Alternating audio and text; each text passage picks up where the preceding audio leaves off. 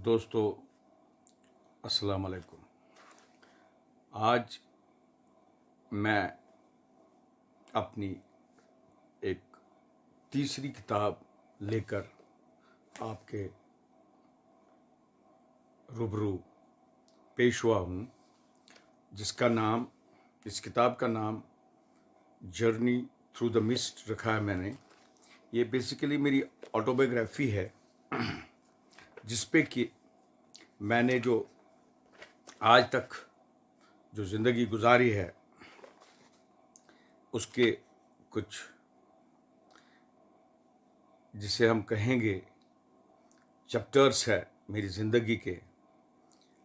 और सबसे बड़ी बात यह है कि मेरी जो एक्सपीरियंस है लाइफ की, जो मेरी जर्नी है एज ए जर्नलिस्ट, वो तकरीबन 30 साल रही है।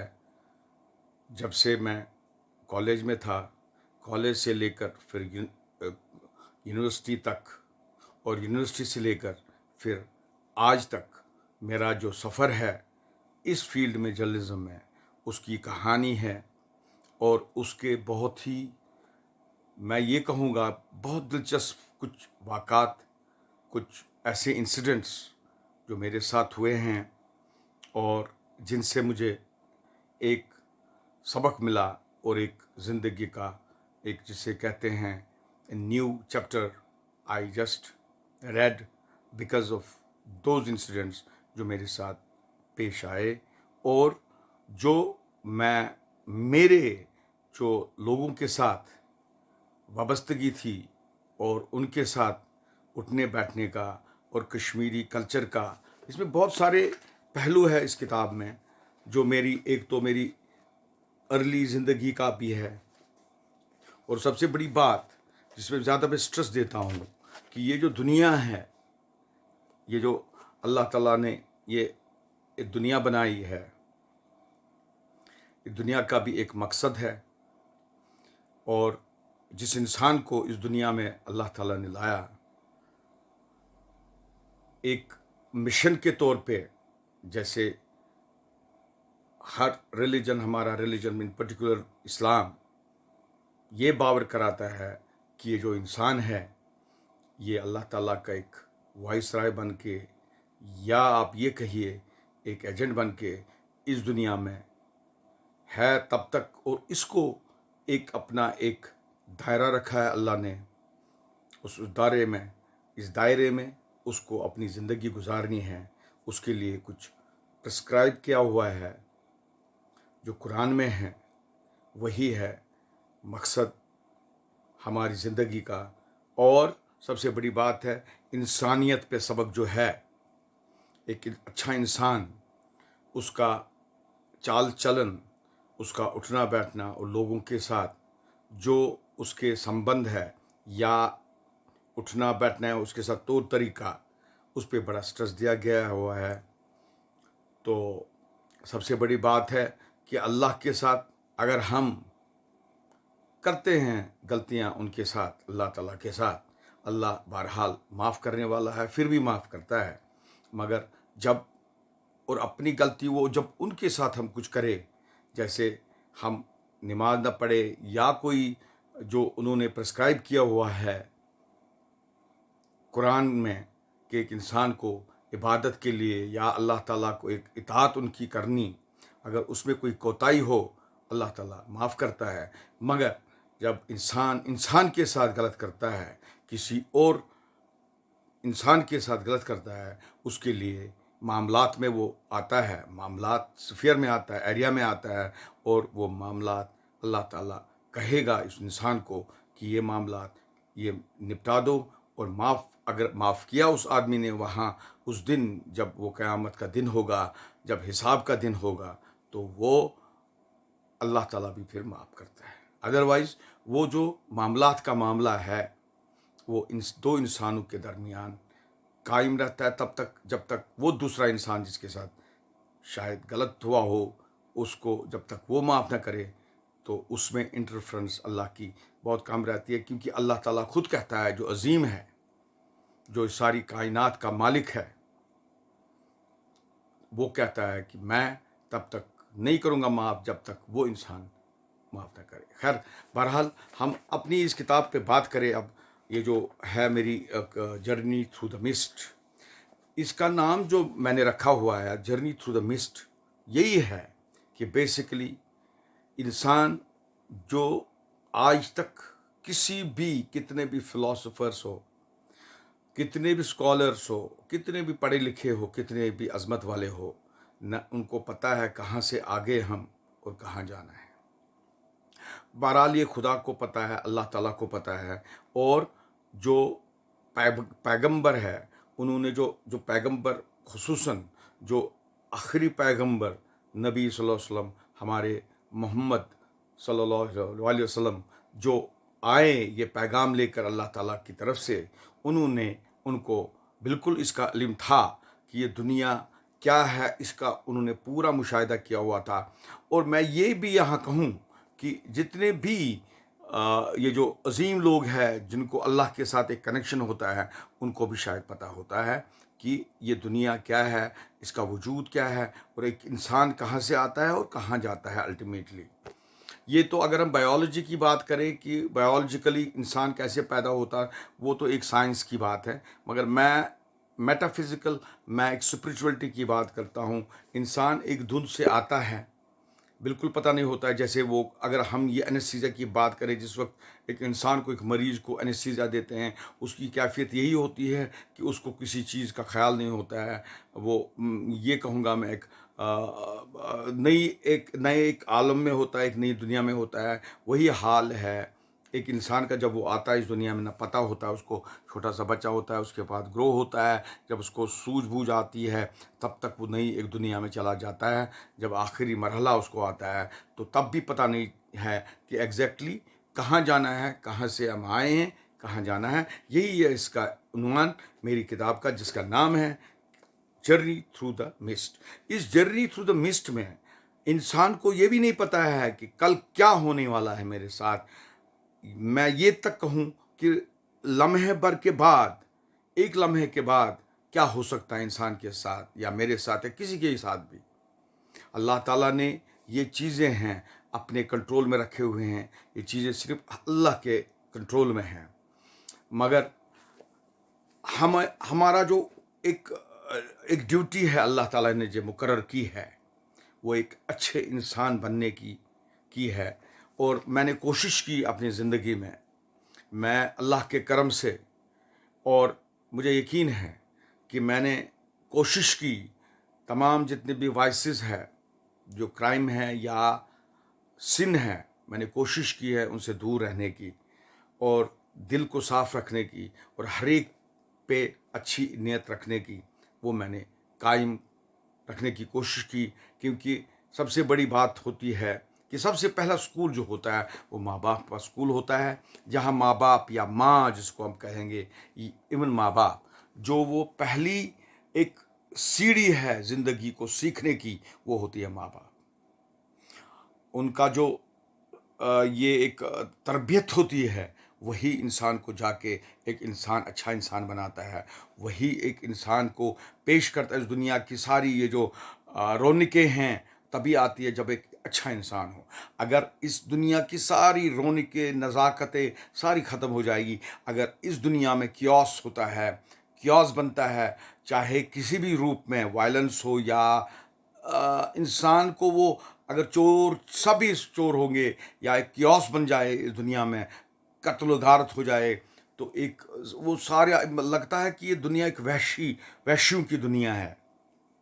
तो वो वैशीपन भी ख़त्म करता है वही पहली सीढ़ी जो अल्लाह ताला ने रखी है माँ बाप के रूप में।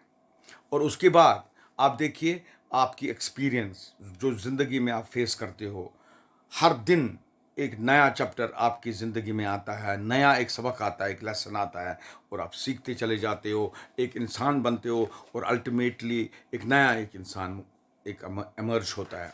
तो इसमें जो मैंने ये लिखा हुआ है, सबसे बड़ी बात ये है कि ये जो मैं ये बोल रहा हूँ कि सबसे बड़ी बात, एक इंसान जो है उसको नेविगेट करना पड़ता है। जो इंसान सेल्फ मेड हो, मैंने इसमें बड़ा स्ट्रेस दिया है इस बात पे कि सेल्फ मेड इंसान अपने आप को नहीं सिर्फ, बल्कि उस माँ बाप को एक इज्जत दिलवाता है, जो अचीव करता है अपनी अपने ऊन पे। हालांकि बेशक उसके पीछे अल्लाह का होता है, एक कर्म होता है, उसकी अजमत होती है, मगर इंसान की एक अपनी एक मैं लगन होती है, और उसका एक मैं ये कहूँगा कि एक ड्राइव होता है, मगर पीछे अल्लाह ताला का ही साथ होता है। तो एक अच्छा इंसान उभरने में, तो उसके लिए एक इंसान को काफ़ी झेलना पड़ता है। और जो इंसान हर एक अपने आप पे खड़ा हो, ये नहीं कि वो बाय सक्सेशन कोई चीज़ हासिल करे, या कोई इनहेरिटेंस से कुछ चीज़ें उसको मिले, या ख़ानदानी वर्से में कुछ मिले, वो उसकी अज़मत नहीं है। अज़मत उस इंसान की है जो अपने आप पे खड़ा होता है, जो अपनी मेहनत से कुछ बनता है, उसी को एक अच्छा इंसान कहा जाता है। और उसको शान होती है, और उसकी उस शान को एक माँ बाप भी शेयर करता है। उसकी शान इंसान वो है जिसके ज़रिए उसका माँ बाप भी फ़ख्र करे कि मेरे औलाद ने, मेरे बच्चे ने कुछ हासिल किया इस दुनिया में ऑफ हिज ओन। ये नहीं कि मैं किसी ख़ानदान से ताल्लुक़ रखता हूँ जिस ख़ानदान के लोग बादशाह रह चुके हैं, या चीफ मिनिस्टर रहे हैं आजकल के दौर में जो हम कहेंगे, या प्राइम मिनिस्टर रहे हैं, उसके बाद मैं उनकी गद्दी संभालूं। वो कोई कमाल की बात नहीं है। वो बाय इनहेरिटेंस आता है, वो बाय सक्सेशन आता है। उसको उतना फ़ख्र नहीं होना चाहिए उस आदमी को जो बाय सक्सेशन आता है, या बाय इनहेरिटेंस कोई चीज़, कोई अचीवमेंट, या कोई सल्तनत, या उसका ओहदा वो जो मिलता है उसको बाप माँ बाप या पर्टिकुलरली बाप के ज़रिए उसको मिले, तो वो कोई बड़ी बात नहीं है। बात उसकी है, उस इंसान की अज़मत उस इंसान की होती है, उसी का जो अपनी मेहनत से कुछ चीज़ अचीव करे और इस दुनिया में बने कुछ, ताकि वो एक लाइट दे सारी दुनिया को, या अपने इर्द गिर्द एक मैं ये कहूँगा कि अपने इर्द गिर्द जितना भी साया हो उसको दूर करे, और साये को तब्दील करे एक रोशनी में, और खुशगवार सी रोशनी हो, और जिससे लोग भी हो जाएं, मैं ये कहूँगा कि उनको भी कुछ फ़ायदा मिले, उन लोगों को भी उसकी उस रोशनी से। ये है इंसान का मतलब। एक इंसान का एक इस दुनिया में एक इंसान आया है, इसको सिर्फ अपने लिए ज़िंदा नहीं रहना है, इसको दूसरों के लिए भी ज़िंदा रहना है। ये जानवर नहीं है, ये अशरफुल मखलूक़ात है, जिसको हम सुपीरियर क्रिएशन ऑफ अल्लाह कहते हैं। ये सबसे अजीम तर एक क्रिएशन है अल्लाह ताला की, जिसको कि इवन फरिश्तों को भी जिसने अल्लाह ताला ने कहा कि फरिश्तों को भी कहा कि इसको आप झुको और सिजदा करो इसको, और इसको समझो कि मैंने क्या बनाया है, वो ये इंसान है। हालांकि एक जो है वो शैतान जिसको हम कहते हैं इब्लीस, जिसने इसका विरोध किया, एक अपोजिशन की, और उसको शैतान का नाम दिया गया, और आज तक वो भटकता रहता है, और वो हमको कोशिश करता है अपनी अपने अच्छे राह से डाइवर्ट करने के लिए। वो उसकी कोशिश यही है ताकि हम गलत करें। हालांकि इंसान को अल्टीमेटली ये सोचना है, he has to fight that evil जो उसको अंदर होता है मन में। वो मन में जो इविल है वो वही उसको हम बोलते हैं शैतान। खैर, बात हम करें कश्मीर इसकी, अपनी मेरी किताब की। इस किताब में मैंने अपने जो उतार चढ़ाव है ज़िंदगी के वो भी बयान किए हैं। ये जो मेरे इस दुनिया में दुश्मन मुझे शायद लगता है उसी के बनते हैं जो कुछ इस दुनिया में मेहनत करके एक स्टेज पे पहुंचता है, जो कोशिश करता है वो उस मुकाम पे पहुंचने का, उसको ज़रूर ये दुनिया वाले, इस दुनिया में रहने वाले कोशिश करते हैं कि उसको हम पुल डाउन करें, उसको हम डिस्करेज करें बाय ब्रांडिंग हिम इस तरीके से या उस तरीके से। मेरी एक बहुत बाराना अपील है अपने साथियों से, दोस्तों से, कि मत जाइए उसकी तरफ। जो भी कुछ कहे, दुश्मन तो होते हैं, दुश्मन उसी को होते हैं जिसकी क्वालिटीज़ अच्छी होती हैं। जो अच्छा इंसान हो उसको ज़्यादा दुश्मन होते हैं। इसीलिए मैंने अपनी इस किताब में स्ट्रेस दिया हुआ है इस चीज़ पे कि जब भी मैंने किसी भी फील्ड में काम करना चाहा अच्छा, मुझे ज़रूर बड़े ज़बरदस्त दुश्मन मिले और दुश्मनों का सामना करना पड़ा। और शुक्र है उस अल्लाह ताला का, उस बारी ताला का, उसने मुझे हमेशा कामयाब किया अपने मकसद में। ये नहीं कि मेरे लिए था वो मकसद अगर मुझे किसी और के लिए भी था, उसमें भी वो बाधा डालते थे और डालते रहते हैं।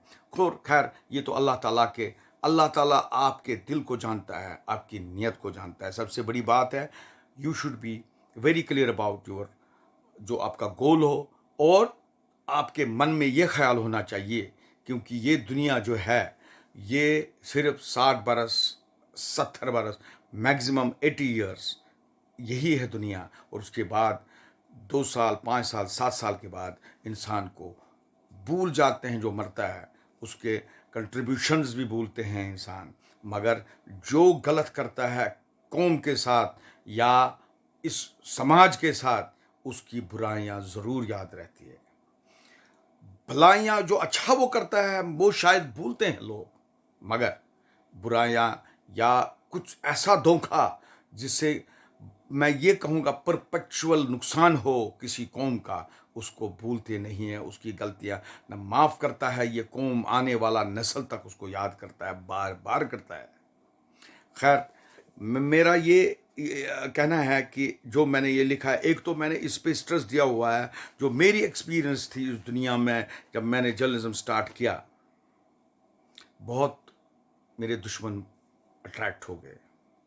जब मैंने हिंदुस्तान का एक मशहूर अखबार टाइम्स ऑफ इंडिया ज्वाइन किया 2000 में, मैं ये यहाँ कहना चाहता हूँ अपने दोस्तों से, बहुत सख्तियाँ आई।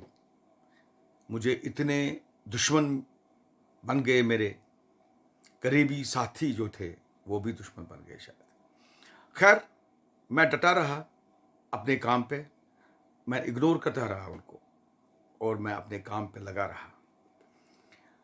एक अजीब सा परसेप्शन बनाते थे वो। अगर मैं सच्चाई की तरफ देखूं, मैं एक चीज़ मैंने एक ईमान में रखा है, अगर मेरी आइडियोलॉजी कुछ भी है, मैं एक बड़ा खुदा को डरने वाला इंसान हूं और अपने कौम का मैं परस्तार हूं। चाहता हूं अपने लोगों को, अपने इस वतन, इस कश्मीर को मैं देखना चाहता हूं फूलते फलते और खुशगवार और खुश हमेशा यहाँ के लोगों को देखना चाहता हूँ मैं। मेरा ये ईमान है। और मैं कोशिश करता था कि ये जो लोग हैं, अगर ये भटक रहे हैं किसी तरीके से या किसी के कहने से गलत राह पे जाते हैं जो मुमकिन न हो, जिससे इनको नुकसान में पहुंचता है, जानी हो या माली हो, मैं उस पर ज़रूर अपनी रिपोर्टिंग करता था और लोगों को ये बावर कराना चाहता था, ए लोगों, आप लोग भटक रहे हो उस अपने मकसद से। जो लोग आपको एक्सप्लॉइट करते हैं वो आपके खैर खा नहीं है, वो गलत तरीके में आपको इस्तेमाल कर रहे हैं। क्योंकि मुझे कुछ ऐसी चीज़ें इसमें मैंने बयान भी की है, लिखा भी है, जो मुझे अंदर वाले कुछ चीज़ें थी पता। यहाँ अगर पॉलिटिकल एरिना की बात करेंगे, मुझे अंदर वाली कुछ बातें पता है और थी, और वही मैंने कुछ बातें कुछ छुपाई मैंने, क्योंकि उसमें भी एक अपना एक बड़ा एक रीज़न था। रीज़न ये है कि किसी को अब जलील करना या उछालना अच्छी बात नहीं है फिर भी, मगर मैंने कोशिश फिर भी की है उन लोगों को एक्सपोज करना, उन लोगों को इन बावर कराना या अपने इस कौम को, अपने कश्मीरी भाइयों को समझाना कि भाई आप क्या कर रहे थे और किस दिशा में जा रहे थे और किन की बातों पे आ रहे थे आप।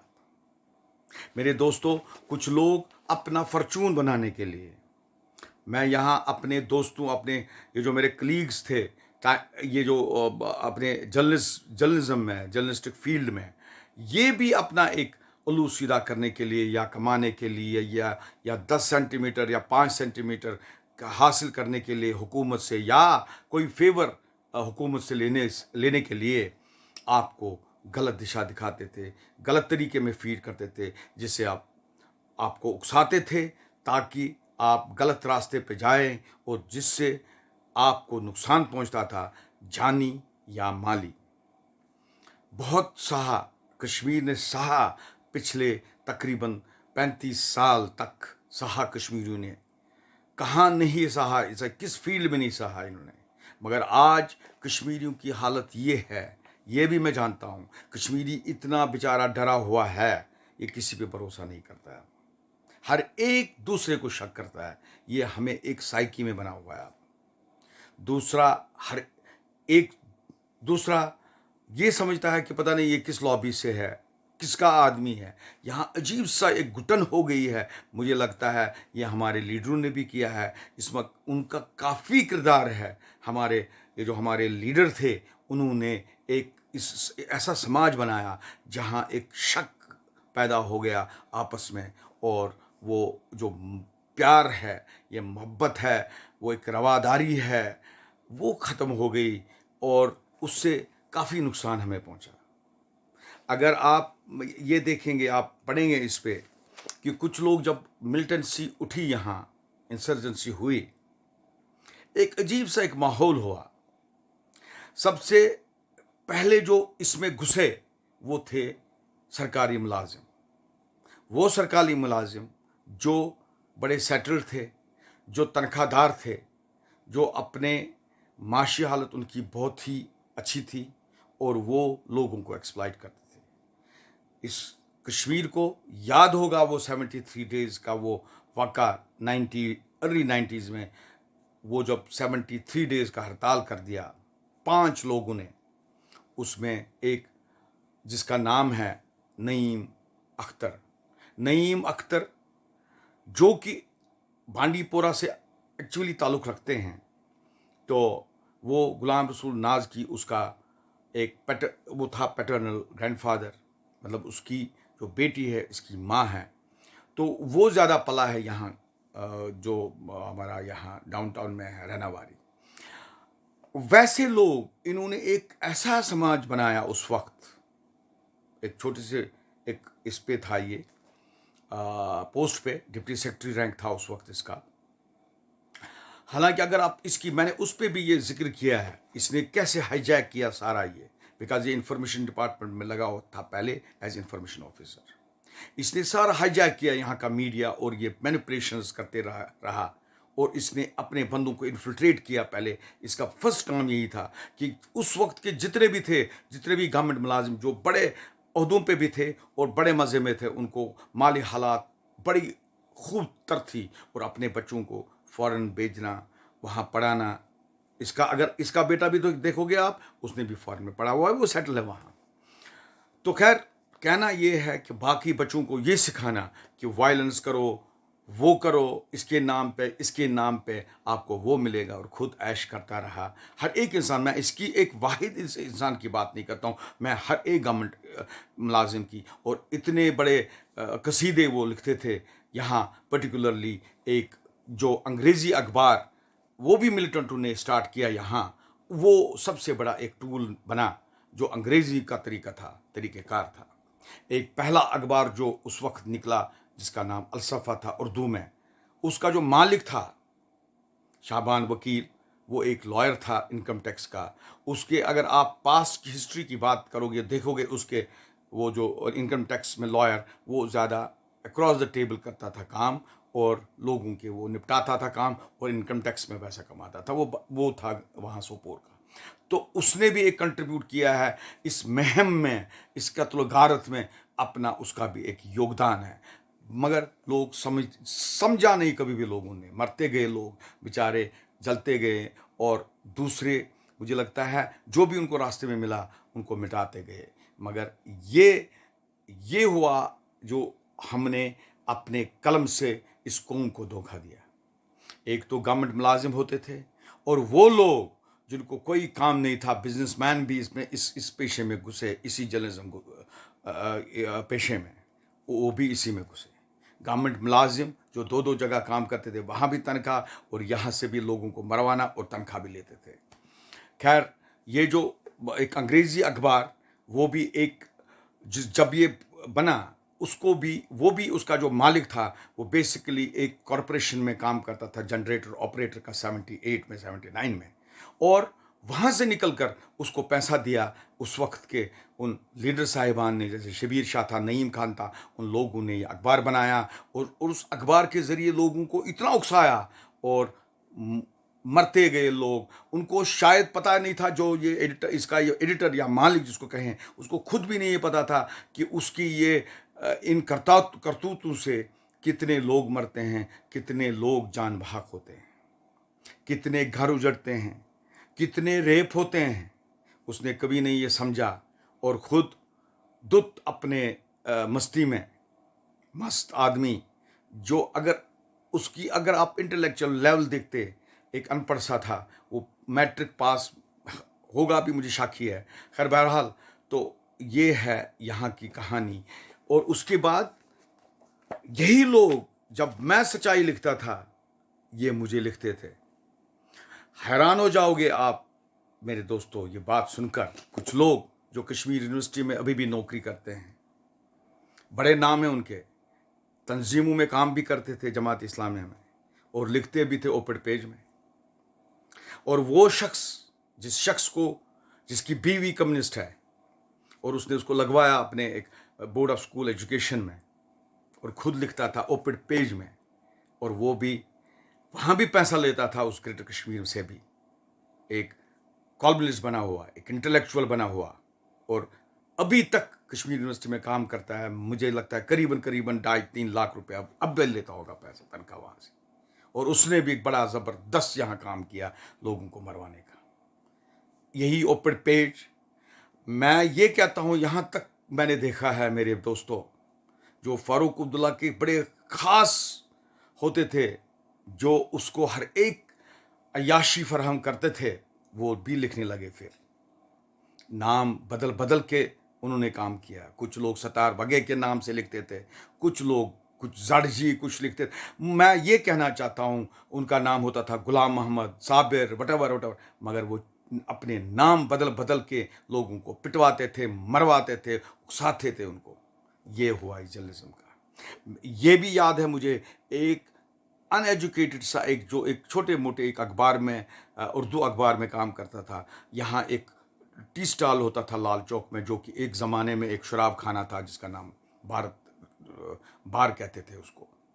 वही बार फिर एक ज़माने में टी स्टॉल बना। उस टी स्टॉल में बैठता था वो अनएजुकेटेड जर्नलिस्ट, जिसको मैं कहूँ सो कॉल्ड। वही प्रेस नोट लिखता था, 50-50 रुपया या 100-100 रुपया दे के। ये वो हॉकर आते थे, उनके हॉकर्स जो थे, जो कंडूट्स थे मिलिटेंट ग्रुपों के, वो उनसे लिखवाते थे और रिलीज़ करते थे। उसको बिल्कुल ये एहसास नहीं होता था कि इसके इम्प्लिकेशंस क्या होंगे, कितने मर सकते हैं, क्या होगा इस सोसाइटी पे और समाज पे, इसका असर क्या होगा। ऐसा भी मैंने इसमें बयान किया हुआ और लिखा हुआ है। वो कौन लोग थे, इसमें सब आप पढ़ोगे, कौन थे, क्या करते थे और कैसे मरवाते थे लोगों को। और इसमें यह भी मैंने लिखा है कि हर एक का कंट्रीब्यूशन क्या क्या रहा है हर एक जगह। कुछ लोग तो बहुत ही कवर्ड थे, जिनको जो तारीफें करते थे उन लीडर साहिबान का, जो लगते था इनको कि ये बड़े अजीम तरह लीडर है, वो भी देखे हमने। उन्होंने भी बड़े कत्ल करवाए, और अल्टीमेटली मिला क्या, वो तो आपके सामने है। यही वो कश्मीर की वो इंसर्जेंसी है, मेरा ख्याल है, जिसने सारे हिंदुस्तान को इम्पैक्ट कर दिया। और इसकी बदौलत क्या हुआ, डायरेक्टली जिसको मैं कहूँगा, इसका इफेक्ट क्या हो गया, सारे हिंदुस्तान के जितने भी मुसलमान हैं, चाहे 25 करोड़ है या 20 करोड़ मुसलमान हैं, सारे के सारे हमारे वजह से, वो हमारी गलतियों की वजह से वो बेचारे वहाँ मार्जिनलाइज हुए और उन पे अत्याचार हुआ। कश्मीर बहरहाल, यहाँ अगर हम कहें, यहाँ के एरिया की बात कहें, हम अगर यहाँ होंगे 60 लाख या 70 लाख मुसलमान, फिर भी हम एकजुट में बैठे हुए हैं। हम पे उतना जुल्म नहीं है, फिजिकल जुल्म में ये कहूँ आपको मेरे दोस्तों, यहाँ जैसे बाकी लोग एक फेस करते हैं वहाँ मार्जिनलाइज होने का या डिस्क्रिमिनेशन पे वो हमने कराया उनको।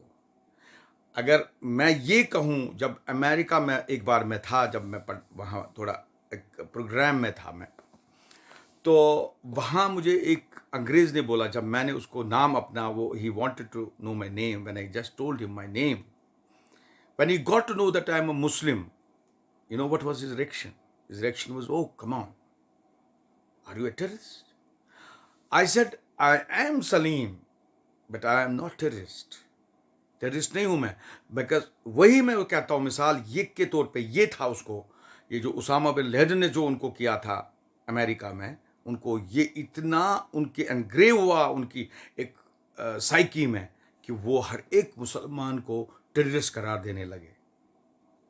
यही हाल है जो हिंदुस्तान में अब रहता है मुसलमान, उसको बार बार अपने आप को प्रूव करना पड़ता है, क्या ये यहाँ का नेशनलिस्ट है, क्या ये हिंदुस्तानी है, क्या ये खैर खा है इस हिंदुस्तान का कि नहीं। बहरहाल ये तो एक हिस्ट्री है जो उस वक्त के लोगों ने, उस वक्त के लीडरों ने उनको ये सोच समझ के करना था, उस वक्त जो भी काम करना था, चाहे अबू कलाम आज़ाद हो या हमारा यहाँ शेख अब्दुल्ला हो, शेख साहब, या कोई और लीडर हो, उस वक्त बड़ा सोच समझ के कदम उठाना था। आजकल जो ABC कोई भी, जितने भी मुसलमानों को उन पे सर पे थोपते हैं कि भाई ये टू नेशन थेरी, ये टू नेशन थेरी जहाँ से आई, वो मैंने अपनी किताबों में लिखा है। टू नेशन थेरी बेसिकली कहाँ से आ गई? ये टू नेशन थेरी RSS से आई 2020 में, 1920 में, फिर उसके बाद 25 में, 1925 से लेकर और चलता गया ये सिलसिला, ये कारवां चलता गया। मैंने अपनी किताब एक में ये भी लिखा है कि कश्मीर में 1930s में एक्टिव था RSS और जंक्शन, और वही टू नेशन थ्योरी लेकर। और ये भी मानना पड़ेगा, ये हिंदुस्तान, ये जो जम्मू कश्मीर था, ये हिंदुओं ने खरीदा था, महाराजा हरि सिंह ने ये खरीद के लिया था। अगर इसमें कोई, मुझे नहीं लगता है कोई दो राय हो सकती है कि ये हिंदुओं का ही एक लैंड था, बिकॉज ये हिंदू रूलर का था ये जम्मू एंड कश्मीर। खैर बहरहाल एक नई तब्दीली आई सारे सब कॉन्टिनेंट में, 47 में सब बिखर गया, सब कुछ मिलिया मेट हो गया, क्योंकि 100 साल हर एक कौम में बदलाव लाता है, और ये कुदरत का निज़ाम है, ये होता है और ये हो गया अल्टीमेटली। मगर ये जो एक किस्म का, ये मैं बताऊं, जो मेरी जो एक्सपीरियंस है, इस एक्सपीरियंस के बेसिस पे मैं कह रहा हूं कि जिस हालात से अब हम गुज़र रहे हैं या हिंदुस्तान के मुसलमान गुज़र रहे हैं, ये होना था और ये हो रहा है। खैर बहरहाल मैंने इसमें अपनी जो मेरी दूसरी बड़ी इम्पॉर्टेंट चीज़ है जो मैंने खुद यहाँ देखा, अपने जो टाइम्स ऑफ इंडिया में मैंने डिफरेंट एडिटर्स, बड़े बड़े, एक मैं ये स्टालवार थे हमारे दिलीप पटगांवकर जैसे, उनके साथ भी मैंने काम किया है। बड़े बड़े अजीम तर ये थे, ये जो हमारे एडिटर्स थे, मैंने उनके साथ भी काम किया है। मैंने पाकिस्तान जाके भी रिपोर्टिंग की, वहाँ भी मैंने की, मुशर्रफ साहब के साथ भी हमारा एक इंटरव्यू हुआ। तो खैर बात ये है कि बहुत दुनिया देखी है, बहुत पॉलिटिशियनों के साथ काम किया है, उनके साथ इंटरेक्शन की है मैंने।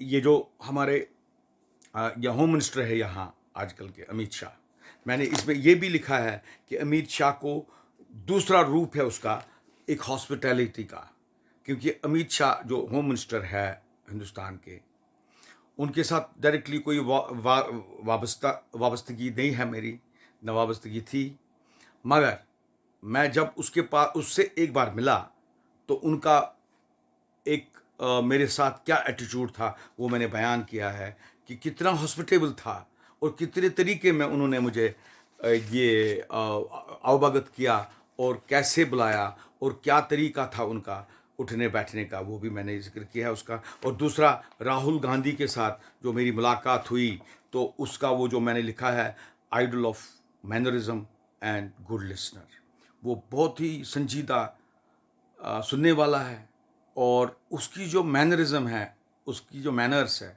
वो दाद देने वाली चीज़ है। बहुत ही एक निहायती एक, ये मैं कहूँगा, he is very decent person. और वो सुनता गया और मुझे सवाल करता रहा कश्मीर के बारे में। He wanted to know more and more about Kashmir, हमारे कश्मीरियों की साइकी, उठना बैठना, पॉलिटिकल थॉट्स, उनके सोच और उनका डिमांड्स, हर एक चीज़ पे उसने उसकी एक इंटरेक्शन हुई उसके साथ जो वो चाहते थे। इसी तरह जो हमारे आजकल के यह लेफ्टिनेंट गवर्नर यहाँ मनोज सिन्हा साहब, मनोज सिन्हा के बारे में मैंने लिखा, he is a very introvert politician and a very clever politician, ये तो मानना पड़ेगा। और ये भी नहीं है, ये दूसरा पहलू है हमारे इस एलजी साहब का, ये बड़े खुशगवार मिजाज के भी है और बड़े ये प्लेजेंट्रीज भी करते हैं डिस्कस। ये नहीं है कि सीरियसली है, हमें हमेशा सीरियस भी रहते हैं, इतना सीरियस रहते हैं कि जहाँ इंसान को वो घुटन सी हो, ये घुटन भी होने नहीं देते हैं जब भी इनके साथ इंटरेक्शन करते हैं। ये भी है उनका पहलू। और बाकी आपको पता है पॉलिटिकल इसका ये जो है एक थॉट, वो भी आपको पता है, वो भी है इसका। तो दूसरा ये जो नईम अख्तर के बारे में मैंने बोला, I have quoted him as the ghost of Kashmir press. ये एक ऐसा खतरनाक देव, एक जिन था, है कश्मीर प्रेस का। और इस कश्मीर प्रेस में जहां अगर आप मेन स्ट्रीम इंडियन मीडिया की बात करोगे, वहां तक इसने इन्फिल्ट्रेशन अपनी रखी हुई है। इन्फिल्ट्रेशन कैसे रखी है? In the shape of his agents. और जो आजकल की जो ये यूनियन टेरिटरी में हमारे जो गवर्नमेंट चल रही है, सिविल गवर्नमेंट, उसमें भी इसने अपने आदमी को रखा है इन्फिल्ट्रेट करके, ऑफिसर्स के रूप में, हर एक जगह इंफॉर्मेशन के डिपार्टमेंट में, जर्नलिस्टों के रूप में रखा हुआ है। और इस उमर अब्दुल्ला को, इतना नौविस आदमी है उमर साहब, तो माना पड़ेगा, आपको तो खुद भी पता होगा कि इसको पता भी नहीं चलता है कैसे वो बैठे हुए हैं ताक में इसको, और कैसे वो बाहर निकालते हैं इसकी बातें और फिर जर्नलिस्टों को शेयर करते हैं और वो लिखते हैं। खैर, मुझे वो तो इसका एक तरीक़ेकार है और बहुत ही इसने जीता वीता कभी नहीं, नए इलेक्शन में उठा। जब ये रिटायर हुआ, अभी पेंशन भी लेता है सरकारी, और एमएलए शिप का भी तनख्वाह लेता होगा। ये एमएलसी बना हुआ था, और एमएलसी में फिर उसके बाद ये बार बार मंत्री भी बना, मिनिस्टर भी बना, दो तीन बार। तो ये मुफ्ती साहब के बहुत ही करीबी थे यह। हालांकि मुफ्ती साहब एक बहुत ही निहायत अच्छे इंसान थे, एक इंसान अच्छे थे मुफ्ती साहब।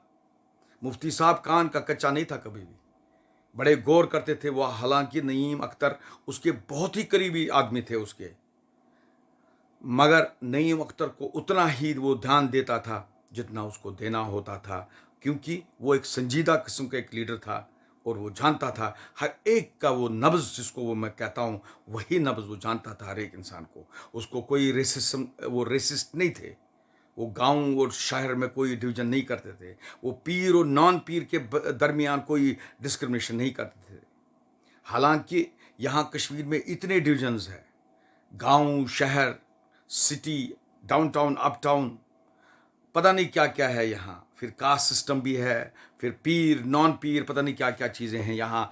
ये मानना पड़ेगा इस कश्मीर में फिर भी वो बीमारी तो है यहाँ, मगर मुफ्ती साहब में बिल्कुल नहीं थी। मुफ्ती साहब इन चीज़ों से बड़ा ऊपर था। मुफ्ती साहब ऐसे जर्नलिस्टों के साथ डील खुद करते थे। वो कभी इंफॉर्मेशन डिपार्टमेंट को बीच में नहीं लाते थे। जब अगर उसको कोई एक तनाव हो जाए किसी जर्नलिस्ट के साथ होता था, वो बुलाते थे जैसे आप एक आपका बाप आपको बुलाए, उस तरीके से कि आप इतने माइल होते थे, एक सेकंड में माइल कराता था वो। मुफ्ती साहब की यही एक अच्छी क्वालिटी थी, बहुत ही अच्छी क्वालिटी थी। बाकी हर एक इंसान को अपनी खामियां हैं। वो इंसान तो इसीलिए उसको कहता है, और वो इंसान कहलवाता है इंसान, बिकॉज हर एक इंसान को वीकनेसेस होते हैं। तो वो तो हर एक इंसान को है, तो कोई बड़ी बात नहीं। मगर मुफ्ती साहब बड़ा जेन्युइन आदमी था इस मामले में, अच्छा पॉलिटिशियन था वो, और किसी को नुकसान पहुंचाने की कोशिश नहीं करता था। कोशिश करता था कि अच्छाई हो जाए किसी इंसान को। दूसरी बात, वो झूठ कभी नहीं बोलते थे मुफ्ती साहब। मुझे उनका ये एक चीज़ वो बड़ा अच्छा लगता था, झूठ नहीं बोलते थे वो। अगर कोई उनको मेरे बारे में कुछ बोलता, कोई मैं ये बोलूँ कि कान मेरे खिलाफ बढ़ता या कोई गलत बात बोलता, वो डायरेक्टली बोलता कि सलीम बात सुनो, फलानी ने मुझे आपके बारे में ऐसा बोला। तो मुफ्ती साहब कन्विंस होते थे कि मुझे, उनको पता होता था, वो इतने वाइज थे इस मामले में, उनको पता होता था कि ये मुझे इसके खिलाफ उकसा रहा है। वो बोलते थे और ताकि वो इंसान को अलर्ट करते थे, ये आपका दुश्मन है, ज़रा इससे बच के रहना। ये भी मैंने देखी है मुफ्ती साहब की क्वालिटी। हर एक की अपनी अपनी क्वालिटी होती है। ऐसे मैंने गुलाम नबी आज़ाद साहब का भी बोला, जेंटलमैन, मगर बहुत एक टिम्ड, कवर्ड, और उसने अल्टीमेटली एक खुदकशी की, सियासी खुदकशी की, जो उसने कांग्रेस छोड़ा। खैर वो तो मुझे अपना एक बहरहाल अपना एक सोच है इस बारे में। तो इसी तरह मैंने, सबसे बड़ी बात है, ये जो हमारे एन वोरा साहब होते थे एक गवर्नर यहाँ एक ज़माने में, N Vohra, refined gentleman and unbiased, इतने अच्छे थे वो इंसान। वो कितना कंसर्न थे इस कश्मीर के बारे में, वो मैं जानता हूँ। जब मैं प्रेस क्लब का प्रेसिडेंट बना, तब मैं फाउंडिंग प्रेसिडेंट था 2018 में, जब मैंने बनाया प्रेस क्लब, उन्होंने मुझे बुलाया और इतनी अच्छी बातें कही कि आप कैसे कर सकते हो इनको भला, इन प्रेस वालों को यहाँ, और इनको कैसे इनका विजन बढ़ा सकते हैं। तो खैर बहरहाल ये है इसमें बातें। सबसे बड़ी बात मैं जो ये आपको कह रहा था, इसमें मेरी ज़िंदगी की सारे हर पहलू पे डिस्कस किया हुआ है, हर चीज़ मैंने डिस्कस किया हुआ है। मैंने एक चैप्टर इसमें ये भी लिखा हुआ है कि why I am Muslim, this is very important, why I am Muslim, my being a Muslim a personal experience. यही मैंने ये किया है कि मैंने जब पहला अखबार निकाला, मैं उन दिनों कॉलेज में पढ़ता था जब मैंने अप्लाई किया, और उसका नाम मुझे मिला इत्तेफाकन सबमिशन। हालांकि मेरे दोस्तों ने, मेरे यारों ने, मेरे जो अच्छा चाहने वाले थे, उन्होंने इस पे बड़ा एक अजीब सा सवाल उठाया कि भाई ये सबमिशन अजीब सा नाम है, कहीं इसको रखना था कुछ टाइम्स, श्रीनगर टाइम्स, या को भी कुछ ऐसे टाइम्स जिससे लगता है कि अखबार है ये। बहरहाल ये अल्लाह ताला की एक इनायत थी और मेहरबानी थी, मुझे ये नाम इसलिए मिला कि I took it the other way spiritually, कि it is a complete submission to the will of Allah. क्योंकि इंसान जब सबमिट करता अपने आप को कुदरत को, अल्लाह को, उसका सोल सबलाइम होता है, सफाई होती है उसके रूह को। मगर उसको पूरा ईमान होना चाहिए, सचमुच का ईमान होना चाहिए, और वो ईमान, इतना ईमान सख्त होना चाहिए ताकि खुदा आपको खुद ठीक करता है। हर एक चीज़, आपके जितने भी ज़िंदगी में सख्तियाँ आती है, वो अल्लाह ठीक करता है जब आपको पूरा ईमान हो, सचमुच का ईमान हो अल्लाह पे और उसकी वहदत पे, और उसकी हर एक इस दुनिया पे उसका कंट्रोल लगता है, सचमुच का पावर। और ये आपको इतना मुस्तहिक होना चाहिए, इतना सॉलिडिफाई होना चाहिए, ताकि अल्लाह आपको सचमुच सही दिशा दिखाएगा और सही रास्ता दिखाता है। और इसीलिए मैंने वो सबमिशन रखा हुआ था। खैर बहरहाल वो भी एक कहानी है वो सबमिशन की। तो ये चलता रहा। और सबसे बड़ी बात, दूसरी बात है ये, इसमें मैं एक सजेशन भी देता हूँ। एक चैप्टर में, एक 11th चैप्टर है, जिसमें मैं कहता हूँ India needs a presidential form of government. क्योंकि मेरा सोच है, ये जो पार्लियामेंट्री डेमोक्रेसी है, अगर आप डॉक्टर अंबेडकर जिसका रोल है in the framing of constitution of India, उसने भी इस पे सवाल उठाया था कि पार्लियामेंट्री डेमोक्रेसी आप काउंट करते हो हेड्स, वो हेड्स जो अनपढ़ भी हो सकते हैं, जो बिल्कुल मैं ये कहूँ कि जिनको बिल्कुल ख्याल नहीं, एहसास नहीं है कि हमारे वोट से क्या हो सकता है फिर अल्टीमेटली। अगर ये सचमुच अच्छे लोगों को ये हाथ में दे चुनने का, किसी अच्छे रहनुमा को, ये कभी इस सोसाइटी में ऐसे लोग नहीं घुसेंगे जो हमें गवर्न करते हैं, जो अयाश है, जो कौम को तबाह कर रहे हैं, जिनको इस बात का एहसास नहीं है कि 100 साल के बाद इस मेरी गलती की वजह से इस कौम को क्या हो सकता है, इसका असर क्या हो सकता है, और ये कैसे डिस्ट्रॉय हो सकता है, और ये कैसे पछताएंगे, और कैसे मुझे कोसते रहेंगे। ये कभी नहीं होगा। यही है, अगर प्रेसिडेंशियल फॉर्म गवर्नमेंट हो, प्रेसिडेंशियल फॉर्म ऑफ गवर्नमेंट, मुझे लगता है ये सुधारना पड़ेगा। और जो आजकल एक नया एक उभर रहा है एक थॉट सारे हिंदुस्तान में, मुझे ये लगता है कि एक नया हिंदुस्तान एमर्ज हो रहा है, बन रहा है। 2047 तक एक नया हिंदुस्तान उभर के आएगा। वो क्या होगा वो हम सब जानेंगे, देखेंगे। शायद हम ना होंगे, मगर हमारे आने वाली पुश्त जो है, जो आने वाली जनरेशन्स है, वो शायद देखेंगे कि 2047 में कैसा हिंदुस्तान उभर के आया। और इंसान ये जो है सारा, ये एक सब कॉन्टिनेंट, मुझे लगता है सारे सब कॉन्टिनेंट में चेंज आ रही है, वो नज़र आएगी 2047 तक। खुदा हाफिज़। अस्सलाम वालेकुम।